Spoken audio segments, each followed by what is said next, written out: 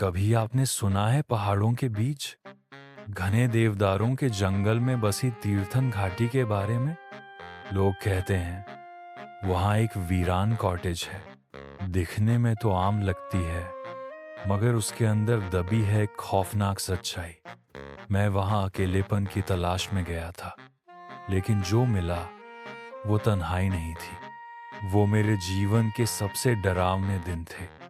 आज की कहानी है तीर्थन घाटी, अंधेरे का आलाप। मैं हफ्तों से ऐसी ही किसी जगह की तलाश में था। मन के भीतर अजीब बेचैनी थी। न लोग अच्छे लग रहे थे, न ही अपने ख्याल। दिमाग थक चुका था, हर चीज से ऊब हो गई थी। मुझे एकांत चाहिए था, कहीं ऐसी जगह जहां सिर्फ मैं रहूं और कोई नहीं। मुझे समाज से पूरी तरह दूर रहना था। यही वो मनोदशा होती है जो हर संवेदनशील और रचनात्मक व्यक्ति के अंदर तब पैदा होती है जब वो या तो थक जाता है या एक ही ढर्रे पर बहुत समय तक जीता है। काफी सोच विचार के बाद मैंने आखिरकार अपना बैग पैक किया और हिमाचल की गहराई में बसे एक दूर दराज गांव तीर्थन घाटी की ओर निकलने का फैसला किया। वहां तीर्थन नदी कल कल बहती है, चारों ओर ऊंचे देवदार के पेड़ और इंसान बहुत कम। यही तो चाहिए था मुझे। गर्मी की शुरुआत थी। हफ्तों तक घूमता रहा, पर तलाश के बाद भी कोई जगह ऐसी नहीं मिली जो मन को भाए। कभी घर वालों का व्यवहार, कभी आस पास का माहौल, कुछ न कुछ खटक ही जाता था। लेकिन शायद किस्मत मुझे उस कॉटेज तक ले जा रही थी, और किस्मत से भला कौन लड़ सकता है। एक दिन मैं नदी के किनारे चलते चलते घने जंगल के बीच आ गया। पीछे वो गांव अब कई मील दूर छूट चुका था। दूर कहीं से धुंधली सी एक रोशनी दिखाई दी। पास जाकर देखा, पत्थरों से बनी छोटी सी छत वाली एकदम सुनसान लेकिन बहुत सुंदर कॉटेज थी। मैंने सोचा अगर यहाँ रात बिता लूं तो, और तेजी से उसकी ओर बढ़ गया। शायद यही मेरी मंजिल थी। कॉटेज बिल्कुल वैसी ही थी जैसी मैं ढूंढ रहा था। ऊंची चट्टानों के किनारे, सामने पठार और पीछे गहराई में नदी की गूंजती ध्वनि। सामने छोटा सा बगीचा था जिसमें लाल रंग के खिले हुए पोस्त के फूल अपनी पूरी जवानी में थे। हवा में फूलों की खुशबू तैर रही थी। तभी कॉटेज का दरवाजा खुला और एक महिला बाहर आई। वो मुझसे उम्र में कुछ बड़ी थी। उसकी उम्र 55 के आसपास होगी, लेकिन अब भी सुंदर दिख रही थी। चेहरा शांत, आंखों में गहराई और चाल में ठहराव। उसने मुस्कुराकर मुझे अंदर बुलाया। आ जाइए साहब, उसने कहा। अगर रहना चाहें तो कमरा खाली है। मैं अंदर गया। कमरा साफ सुथरा था। सफेद पर्दे, लैवेंडर की हल्की खुशबू और आरामदेह बिस्तर।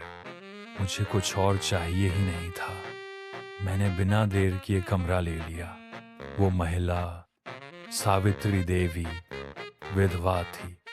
उसकी एक बेटी भी थी, आर्या, जो उस दिन तबीयत खराब होने के कारण अपने कमरे में थी। अगले दिन मेरी उससे पहली मुलाकात हुई। जब मैंने पहली बार उसे देखा, सच कहूं तो सांसें रुक सी गईं। बर्फ जैसा सफेद चेहरा, गहरे काले बाल, काली आंखें और होंठ खून जैसे लाल। उसकी आंखें किसी गहरे कुएं जैसी थीं, रहस्यमयी और सम्मोहक। हमने साथ में नाश्ता किया। उसने ज्यादा कुछ नहीं कहा, बस मेरी आंखों में देखती रही। उसकी मां के अनुसार वो कई दिनों से बीमार थी। शायद इसीलिए उसका चेहरा इतना फीका था, लेकिन उसकी आंखों में कुछ था जो मुझे विचलित कर रहा था। एक अजीब सम्मोहन था, जैसे मेरी आत्मा को बांध रही हूं। मैं उसके पास खिंचता चला गया। धीरे धीरे हम हर रोज साथ घूमने लगे। नदी किनारे टहलते, जंगल में बैठते। मैं कब उसके प्यार में डूबता चला गया, पता ही नहीं चला। कुछ ही दिनों में मैंने अपने दिल की बात कह दी। उसने मुस्कुराकर सिर हिलाया, हामी भर दी और मेरी ओर हाथ बढ़ाया। मैंने उसकी माँ को हमारे रिश्ते के बारे में बताने के लिए थोड़ा समय लेने का सोचा, मगर मन ही मन मैं अब उसी के लिए जीने लगा था। दिन भर उसके साथ रहना, कभी नदी की गूंजती ध्वनि सुनते हुए घास पर लेटना, कभी जंगल में घूमना, यही दिनचर्या बन गई थी। मगर धीरे धीरे एक अजीब कमजोरी मुझ पर हावी होने लगी। हर सुबह मैं और थका हुआ उठता, लेकिन मुझे उसकी बाहों में सुकून मिलता था। रात को अजीब अजीब सपने आते।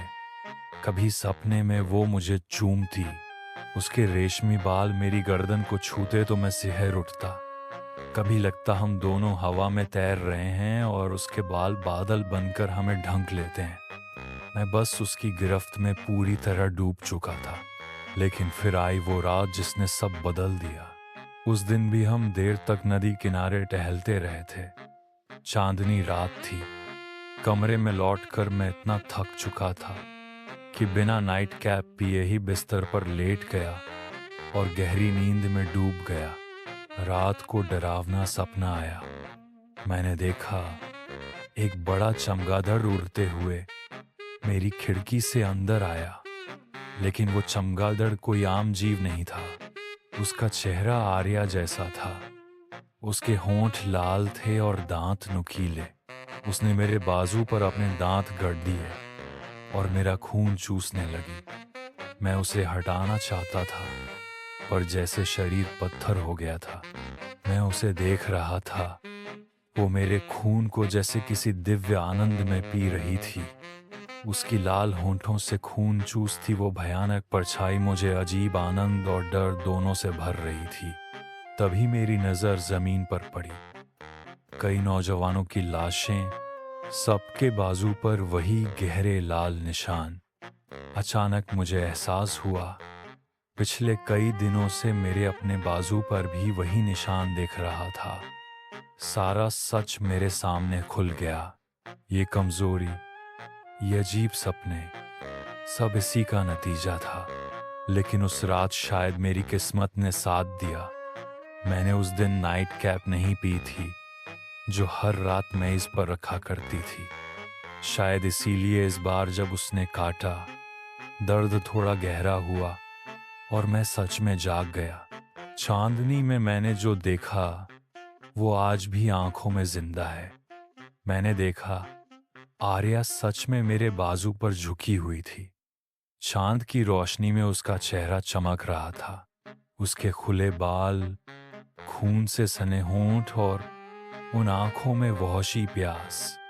मैं चीख पड़ा, उसे जोर से पीछे धक्का दिया और कमरे से बाहर भाग निकला।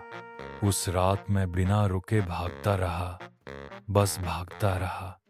मैं बिना पीछे देखे भागता रहा। नदी की कल ध्वनि, देवदारों की छाया, झाड़ियों की सरसराहट, सब पीछे छूटते गए। मैं भागता रहा जब तक सूरज की पहली किरणें नहीं पड़ी। उसके बाद मैंने कभी उस कॉटेज की ओर पलट कर नहीं देखा। लेकिन आज भी कभी कभी तीर्थन घाटी के जंगलों में जाने से डर लगता है। कहते हैं वो कॉटेज जब भी वहीं है, और शायद आर्या भी। ऐसी ही और कहानियों के लिए मेरे YouTube चैनल को लाइक, सब्सक्राइब और शेयर करें। अगले बुधवार को मिलते हैं।